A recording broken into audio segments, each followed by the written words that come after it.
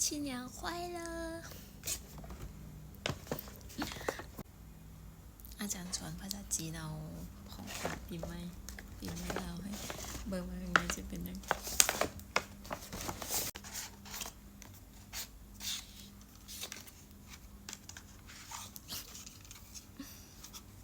เราบอกว่าเป็นอัน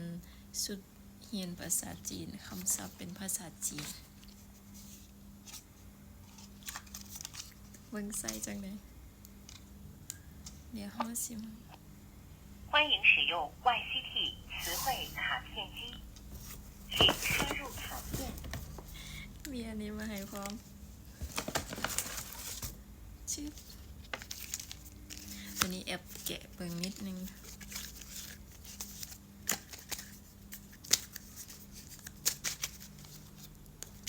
เบิ่งทางในมันโคตรหลาย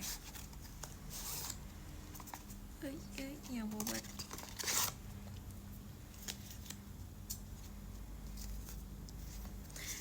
นี่คือไพ่บ่แม่นไพ่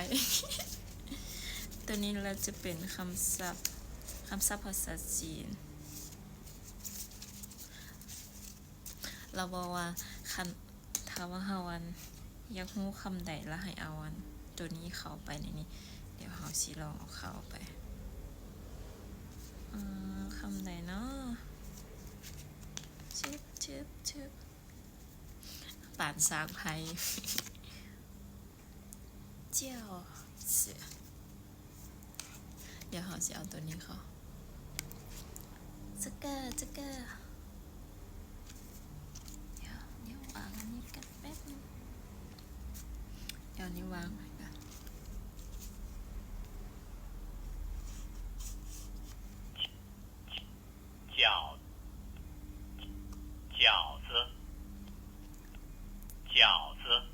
奶奶做的饺子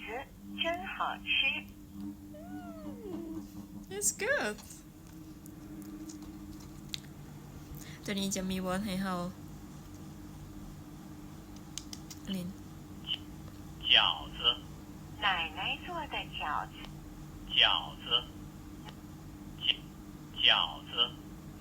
สงสัยตรงนี้ไปซากไฟก่อนรู้สึกว่าไฟตัวนี้มันจะเป็นแป๊บสงสัยตรงนี้ไปซากไฟก่อนค่อยมาเล่น เห็นเราบอกว่ามีสายซากให้พร้อมว่าซั่นสายซากมีแต่สายบ่มีหัวแต่ว่าก็บ่เป็นหยังเพราะว่าหัวของเฮามีหลายอันอยู่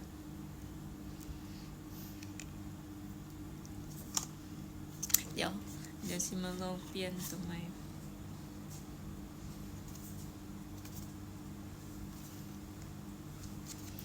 เจ็บ这个蛋糕是我和朋友一起做的一起แปลว่า together ด้วยกันนำกัน这个蛋糕一起这个蛋糕是我和朋友一起做的这个蛋糕是我和我的朋友做的แปลว่าเค้กก้อนนี้แม่นข่อยกับหมู่ข่อยเป็นคนเฮ็ดอันเด้อเพิ่นก็เคยเรียนมานิดนึง一起这个蛋糕是我和朋友一起做的เลิศอยู่นะ เดี๋ยวลองเปลี่ยนตัวใหม่ลอง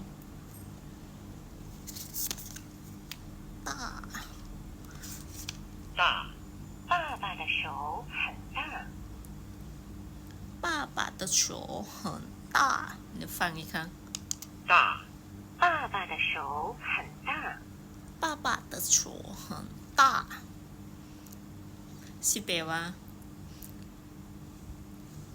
มือของพ่อใหญ่มากประมาณนั้นติบ่บ่ฮู้คือกันเดาเอา作业我写完作业了作业我写完作业了我写完作业了我写完作业了แปลว่า I finish my 作业แปลว่า homeworks แปลว่า finish homework 作业我写完作业了我写完作业了ข้อยเฮ็ดเวียกวานสำเร็จแล้วตัวไม่เห็นจะยากมันได้คิดว่าเอง知道我知道那个字怎么写我知道知道知我道知道那个字怎么写我知道那个字知道我知道那个字怎么写我知道那个字怎么写知道我知道那个字怎么写อ๋อหมายถึงข้อยรู้คำศัพท์นั้นเขียนจังใดที่บอก คันเดาบ่ผิด เดาใส่สายเดา鼻子ใช่ไหม鼻子我的鼻子在这儿我的鼻子在这儿鼻子แปลว่า nose nose มีหูอันนี้มีหูดังอยู่นี่ แปลว่าดัง เดาอีกแล้วเดี๋ยวเขาฟังอีกครั้ง鼻子我的鼻子在这儿我的鼻子在这儿หมายความว่าดังของข่อยอยู่นี่เดา เดี๋ยวเขาสิมาลองต่อตัวนี้จะเป็น vocabulary class ระดับ1หาบ่ฮู้ว่าเห็นบ่ระดับ1หา3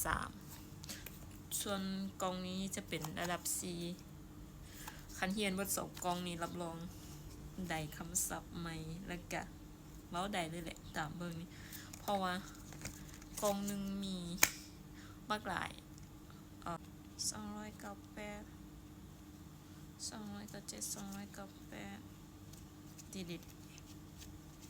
กองนึงมี300คำ300คำแล้วก็มีคำศัพท์ต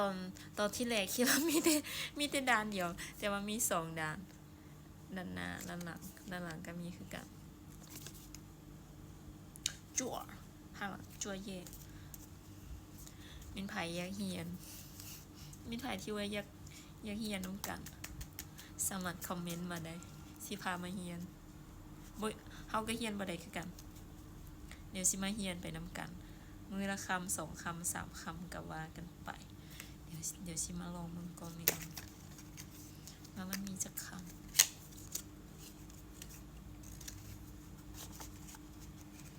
เยอะอยู่นะว่า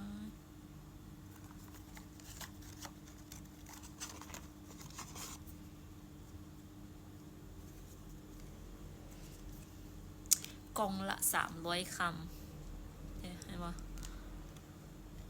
500เก่า600กองละกองใส่คำว่ากองละ303 304 305 306อุ๊ยตัวนี้เรียงคำให้ไว้แต่ว่าตัวนั้นบ่ได้เรียง321 322ตัวนี้เรียงคำให้เลยจึบมันสิหลายๆปานนี้แหละ ชึบคันเฮียได้เบอร์2กองนี้รับรองไปลิ้นจีนสบายเลยเดี๋ยวเราสิไปเริ่มกองทำอิฐก่อนติกองนี้เอาไว้ภาษาอังกฤษตัวที่ว่าเขาจะคำศัพท์ตัวนั้นเปรียบว่าจังไหนจะมีตัวภาษาอังกฤษให้พร้อมแต่ว่าคันเฮาบ่มีประสบการณ์มันสิเป็นยากอยู่ตัวอันเป็นคำศัพท์ที่ว่าเขาจัดแต่งเป็นประโยคออกมาให้หั่นน่ะแต่ว่าคัน คันหูนิดๆแล้วก็สามารถเดาไปได้เลยว่ามันสิแปลว่าจังใดเดี๋ยวสิมาทอนอันโตคำศัพท์อันนี้ให้มันเรียงลำดับเอาไว้แล้วค่อยเรียนไปมือละเล็กมือละน้อยจนกว่ามันสิครบ ไปเริ่มเรียนตั้งแต่ตอนคำศัพท์ตัวที่1 หมายเลข1เลขที่ออก他爱喝牛奶